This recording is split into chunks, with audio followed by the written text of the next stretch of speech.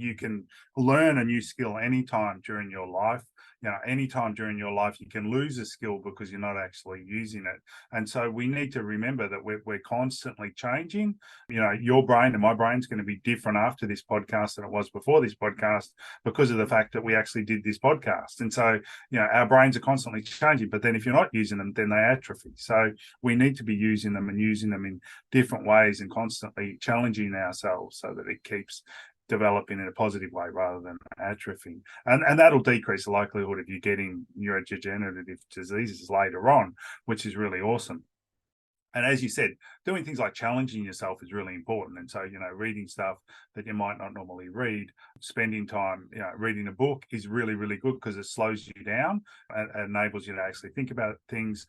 Reading fiction is really awesome because you actually get into the mind of other people when you're reading fiction. Good fiction writer will put you in the mind or in the new world of somebody else, which is really good because you can learn a lot about empathy and emotional intelligence through doing that, and that really activates a lot of those areas of your brain as well. So reading fiction is great. Reading non-fiction is also good.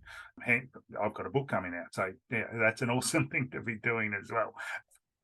So reading's good, but it's better on a actual paper book than it is on a device. So you actually remember more when you read on paper than you do when you're on a device, and you're less stressed when you read on paper than when you're on a device. So reading things on paper is really, really cool. If you're reading PDFs or whatever, print them out and then read them rather than read them on the devices. If you can do that, and again, it's another way of using device, but only using it in a positive way rather than a negative way.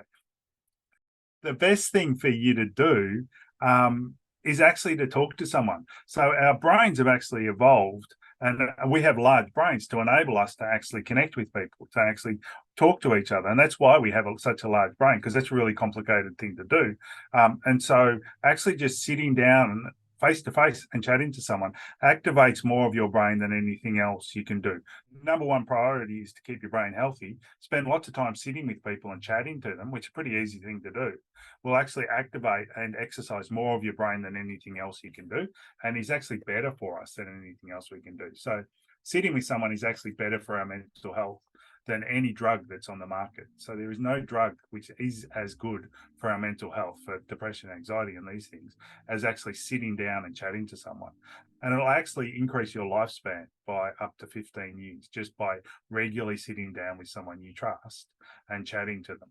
So it's a really awesome thing to do. It actually improves your cardiovascular system. It improves your mental health, but it also improves your overall well-being. So that's number one if you want to actually look after your brain and look after your body.